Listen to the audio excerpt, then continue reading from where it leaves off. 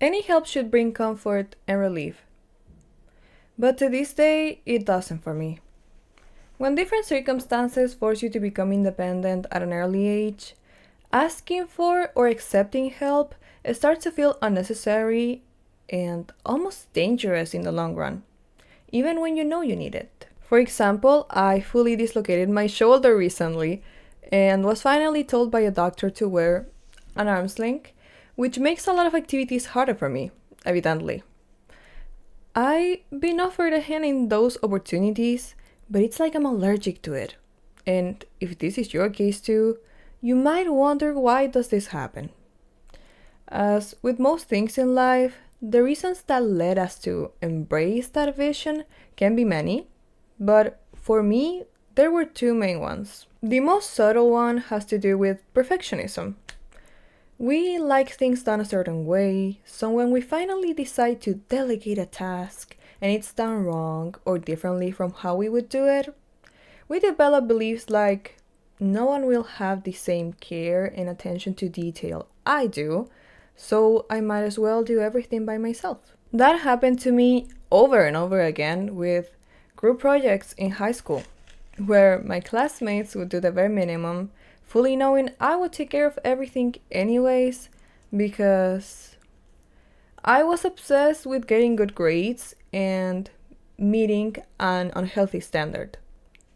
I talked about that deeply in my video about perfectionism though, so you can go and check it out after this one if it feels right. Anyhow, if you do everything constantly alone, you'll eventually arrive to a breaking point caused by burnout, stress, demanding more from yourself than you can give, and unrealistic expectations. All hard to recover from. So stop trying to handle several responsibilities without taking any aid. I'm not saying you should settle for those who don't care or do very little, but if someone comes along and does things, I don't know, kinda well, pretty well, let them lighten the weight for you, even if it drives you insane at first. Because, realistically, your methods will never be the only right ones. Science proves it. This aspect is a bit easier to improve compared to the next one, since it's mainly about finding people who get close to your standards and slowly releasing control. Recognizing that each person has a limit and we need to respect it in order to maintain our physical and mental well being. But what if we don't refuse help out of perfectionism, but due to a lack of safety? Personally, I can recall just 3 opportunities in my life where I asked for real rescue. Being the first one, what triggered this mentality for me?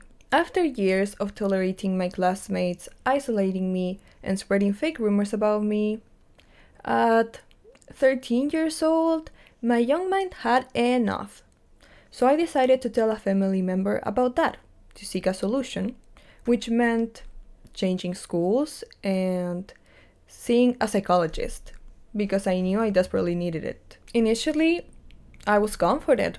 Everything went well. But the next day, my whole family knew about the conversation, which I didn't want. Clearly, they agreed that I needed a new school, but they treated my need for psychological assistance as ridiculous, asked to see my phone, and kinda blamed me for everything because maybe I was copying the personalities I was reading and I didn't have no one for that reason. And they also said, the best psychologist is your family. No. Sharing my feelings was always a struggle for me because they were minimized. And if somebody did something for me, it would be thrown back in my face sooner or later. Despite all that, I asked for help that day, just to end up feeling all alone in this world. That experience, along with multiple smaller ones, taught me that no one would come to save me, so I had to do it.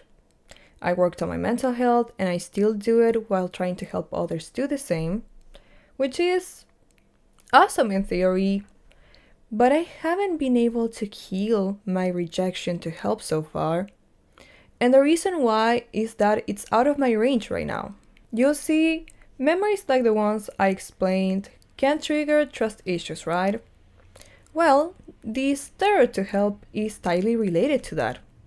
And I believe the two routes to change them are first, opening yourself to the risk and meeting people till you find somebody who proves your trust issues wrong and shows you not every single person is identical. Of course, ultimately, no one besides ourselves can save us, but having a loved one to rely on makes a difference. Outside, there's a ton of good people who will love us and hold us no matter what, doing what's within their reach to contribute, and we'll do the same. That's what a healthy connection is all about, and it's not a fantasy. Perhaps it looks like it because waiting for our desired partner, friends, or family gets exhausting, but it's better facing the pain that comes with the wait than the one produced by the mistreatment of those who don't deserve our attention. As a side note, it's important to acknowledge that considering requesting help as a threat can be caused purely by insecurities. Like, I don't want to be a burden. And I remind you this often, but you'll never be an issue to those who love you, and instead, they'll make you feel safe enough to speak your feelings out loud. Leave behind whoever does not make you feel as such, even if it hurts, because you don't need them. You deserve souls who calm and resonate with yours. After this entire conversation, your question could be, how are you so sure of that if you don't have it? And the answer is the second route I mentioned previously and the most simple one. Listen, I think not a single human is entirely unique. So if I treat myself and others in a specific way, and I have a certain mindset, it means there must be somebody else somewhere who acts and thinks the same. That's why I don't doubt it. I guess what I'm trying to explain is that you're capable of facing any challenge that comes to your door, but there will be times where that is complicated. And that doesn't make you weak or a failure, it shows you're human. A creature made of flesh and bone. You're not invincible and allowed to fall apart. So let others be there for you when it happens, which might be difficult to authorize initially. Trusting is a challenge itself, but everything has a solution.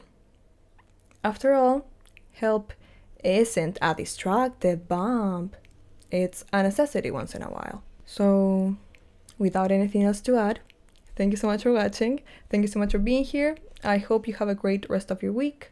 Don't forget to subscribe, to leave a like, to leave a comment, telling me your thoughts, your feelings. Also, tell me if you would like me to talk about a specific topic. I'm running out of ideas lately, so I would appreciate that. And don't forget to follow me on social media. I have Instagram and TikTok. We will see each other this Sunday, ideally with a new video. So, love y'all, and bye-bye. See you soon.